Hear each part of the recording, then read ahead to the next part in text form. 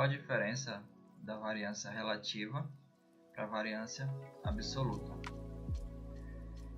E olha só, pessoal, resumidamente, a variância relativa ela vai mostrar o quão dispersos os dados estão, só que em porcentagem.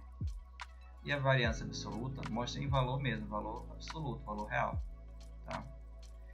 Então aqui, por exemplo, esse conjunto 1 de dados, a gente tem 3, 4 e 5.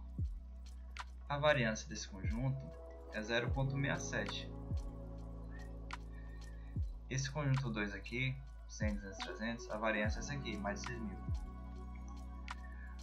Observa que se a gente fosse comparar a variância entre esses dois conjuntos de dados apenas por aqui, ia ficar difícil, porque aqui a gente tem números muito pequenos e aqui números muito grandes.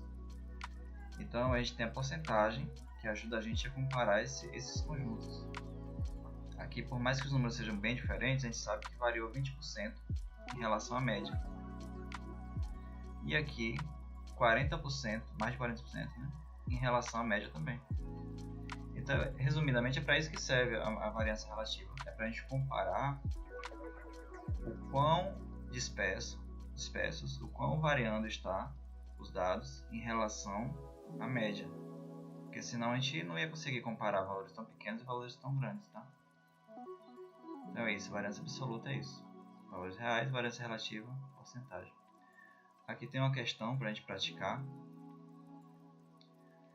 Aqui, ó.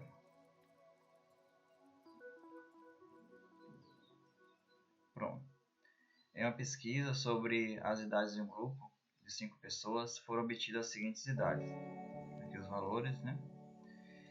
E para a gente poder usar a variância relativa, a gente tem aqui o coeficiente de variação, que é bem importante a gente saber como que faz, tá? O coeficiente de variação, ele dá uma porcentagem, quanto que está variando em porcentagem, tá?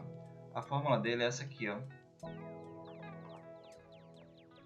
O coeficiente de variação é o desvio padrão dividido pela média, vezes 100, só isso.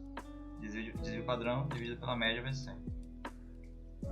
Vamos tentar resolver essa questão aqui. Aqui a gente não tem a média ainda desses valores e nem o desvio padrão, a gente tem que achar primeiro, tá? Média, a gente soma todos e divide pela quantidade. Aqui, ó, a gente somou todos os valores um a um, deu 137 e dividiu por 5. Tem 5 itens aqui. Pronto, achamos a média. Agora o desvio padrão.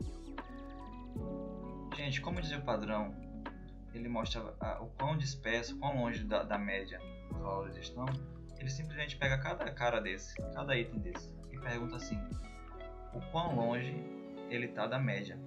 Então aqui, ó, o 22 menos a média dá quanto? Pronto, dá um valor. O 25 menos a média dá quanto? O 28 menos a média. O 30 menos a média. Que aí mostra a distância, né, que ele está em relação à média. Aí sempre vai levando também esses valores ao quadrado e no final divide por 5, que novamente é a quantidade de caras tem aqui de itens. Aí no final a gente simplesmente faz como se fosse a média mesmo, soma tudo e divide pela quantidade. Aí a gente tem esse valor, que é a variância. Para achar o desvio padrão é só tirar a raiz, ó, raiz quadrada da variância, que é isso aqui, 3,56. Pronto, a gente já pode aplicar a fórmula, que é o que, ó? Desvio padrão dividido pela média, vezes 100. Nosso desvio padrão que a gente achou aqui foi 3,56. E a média que a gente achou lá em cima, 27,4. Vezes 100, 13%. A gente vê que 13% é uma variação baixa, né? Variou só 13% em relação à média. Variou pouco, digamos assim. Esse é o nosso gabarito, letra C.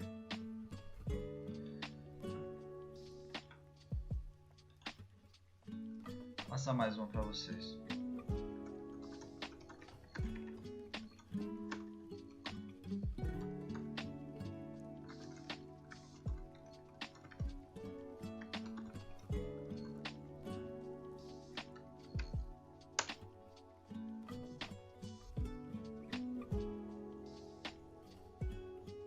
Pronto, ele aqui passou salários, né?